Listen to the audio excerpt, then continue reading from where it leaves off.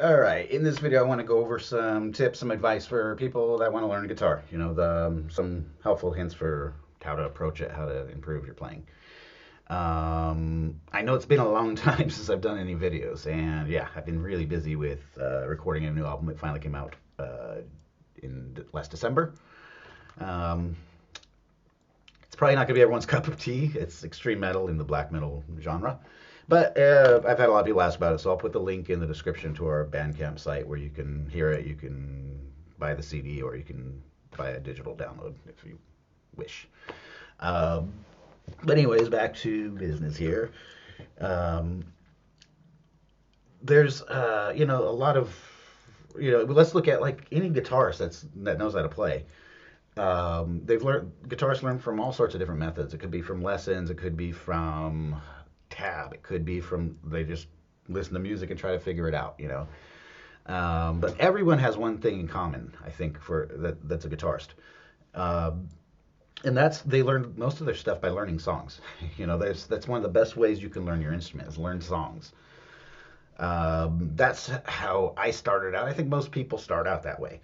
So really, there's nothing to lose from learning a song. Every time you learn a song, there's something you're going to learn from it. It could be the easiest song in the world, but you might learn something new about song structure, for example. Um, so, I have a lot of students that I ask stuff like, okay, what kind of music do you listen to, or what song do you have a song you want to learn? And they're clueless sometimes. So that it's like some people just don't listen to music. It's strange, I think, because if you want to learn an instrument, you should listen to music. And some people just have no idea what to learn. Or you get stumped. Like I'm guilty of the same thing. I sit down and go, hey, I got to learn something. What song do I want to learn? And I sit there wasting time trying to figure out what song to learn. So if that's the case, it's really easy to get past that. One method is just Google top 100 guitar riffs, something like that, or top 100 classic rock riffs, whatever you want to learn. That's going to give you a whole list of ideas. For me, even when I scan through them, there's stuff I know it, but I've never thought like, oh yeah, I never thought to play that on guitar, and it's got a cool riff. So really easy to find ideas that way. Another method is use Ultimate Guitar. I'll put all these links in the description. Um, Ultimate Guitar, you can just click on their top 100. If you're sitting there just going, I don't know what song to pick, just go to the top 100, and that's going to be a list of, I think, the most searched songs for the week.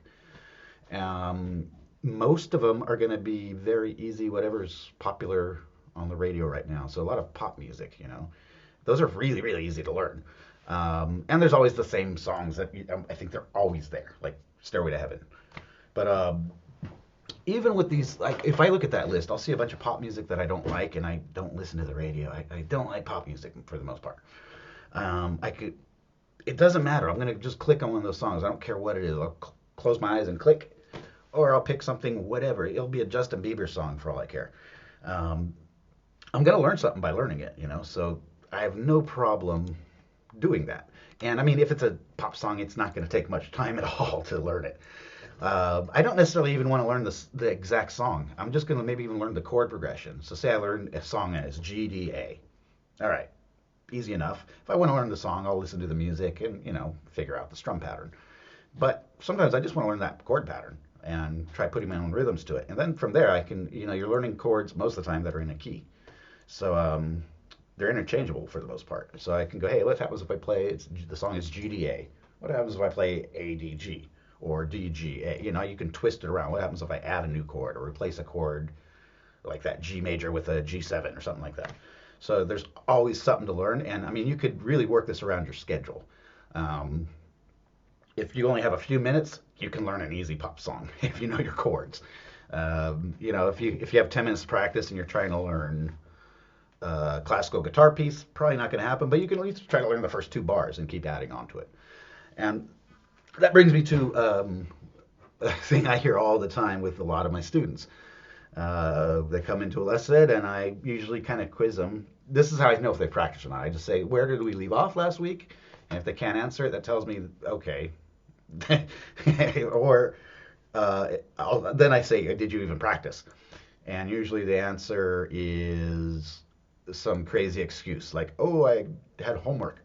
or I whatever. There's always some kind of excuse. Everyone's busy, and I hear a lot of that, like, oh, I'm too busy to practice. Everyone is busy. I'm extremely busy. I spend way more time than I like sitting at the computer lately, just contacting concert promoters and booking shows for my band. Um, in those cases, if I know I'm going to have to sit here for a few hours writing to these promoters and taking care of business, what I'll do is put the guitar right next to me. It's right here in arm's reach. And when I'm sitting there waiting for someone to write back, I'll pick up that guitar and just start playing something. Getting exercise for my fingers at the minimum.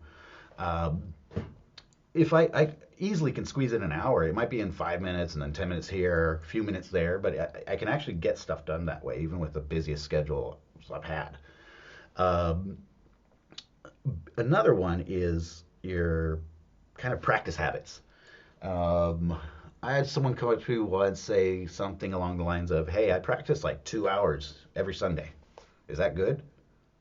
And I'm like, "Yeah, that's 2 hours is good. But Sunday, what about the other 6 days of the week?" And basically, they were just like putting aside one day to practice. That's not so good. You don't want to skip days. The further you go without practice, the more your fingers just kind of go out of shape. You're going to forget stuff. It's really hard to improve that way. I tell them you're better off practicing like 10 minutes every day than going 6 days or skipping days of practice. So you want to try to keep your practice frequent, basically. Example, like if I learn it, there's thousands of chords. So there's a lot of chords I've probably never even played or don't know or can't remember. So say I want to learn a new chord. Um, I don't know. I'm going to just say, okay, I want to learn G major chord. So I'm going to look up the chord chart, play it, kind of like double check, is everything working? And it doesn't take long to do that. Okay. If I don't play that chord again, even the next day when I pick up the guitar, there's a good chance I'm going to be like, where's that G major again? It's very easy to forget stuff you learn. Um, so, like, say I'm learning a new chord, what I'll do is every time I walk by the guitar, I'll just pick it up. It takes 10 seconds to go, let's see, G major, got it, cool. Do that several times, 2, 3 times a day, and review it, then you're not going to forget it. Another trick for like learning chords and remembering them is try to find songs that use those chords. It's a lot easier to remember a chord that you've used in a pattern or a song than just to remember it for the sake of remembering a chord. And back to another thing is when you're learning songs, a lot of people when they're starting out, they're like, okay, I want to learn an easy song, And it's like, all right, here's an easy song. And then they're like, okay, cool, I want to learn more easy songs. Or I'll ask them, they'll say, hey, I was going to learn this song, but it's got this F chord. I don't like bar. I don't know how to play bar chords. So I'm like, okay, so you're going to avoid playing any song with a bar chord because you don't know how to play it yet. How about you learn a song that's got a bar chord so you learn how to play the bar chord? So basically, you don't want to get stuck in this routine where you're just looking for easy songs to learn that are easy to learn. You're going to find your progress kind of goes up and very, very slow. You only get to a certain point with that. You want to look for songs that, it's not going to be enjoyable to try to play a song that's extremely difficult for you unless you really have a lot of time to be up for the challenge. Most people don't really like that. It's a bit overwhelming. So you want to find songs that are just, there's something new to learn in it. Maybe it's got a new chord to learn or a new technique. And it puts you a little bit out of your comfort zone. So it's going to push you to improve. Once you can get that song down, you can say, hey, I conquered it and I got better. You really should have this habit when you sit down to practice that when you're done, you can ask yourself, what did I learn new? And be able to answer that. If you're practicing and when you're done and you say, what did I just learn? And you're like, I don't know, nothing. I just played things like always play. It's not bad. You're still getting practice, but it's really hard to improve that way. So I always like that kind of approach. I remember listening to a Paul Gilbert interview where he mentioned that. He said when he got his first guitar, because I think they asked him like, how did you get so damn good? And he's like, well, when I got my first guitar, I made 2 promises to myself. 1, I'd practice every day. 2, I'm going to learn something new every day, which is possible. You can do that for the rest of your life. And I mean, you've got to work it around your schedule, of course. If you only have 5 minutes, then you can learn a new chord or a new scale or like a few bars of a song, like I said before, I think. Um, so you always there's no excuse not to learn something new. You're not going to learn it all. There's always something to learn. I could also you could also say, hey, I'm going to learn how to do this better. There's always something to learn that way. And finally, a really good way for improving your playing and learning how to play is utilize backing tracks. Go to YouTube, search guitar backing tracks. There's tons of them. And if you're not familiar with what a guitar backing track is, think of it like karaoke for guitars. It's normally going to be a generic track. It'll say something like a rock guitar song in the key of A minor. So it's going to be this generic rock song, but it's telling you what key. So if you know, okay, it says A minor, I'm going to look up that A minor scale, make sure I know it, and try to, even if I'm learning it, I'm going to put the music on and try to play along to it as I'm learning and reading the scale chart in rhythm with it. So a backing track is going to consist generally of drums, rhythm guitar, bass, maybe even keyboards, and it's something to practice along to. And it's more you're trying things in a more musical way this way. You could also find songs, that are actual songs where they took the lead guitar out, or someone recorded the rhythm guitar and the drums and bass of a song. So you can find quite a bit like that. So that's about it for this one. I hope this is some advice that can help you guys out and make your practice get more results out of your practice, basically.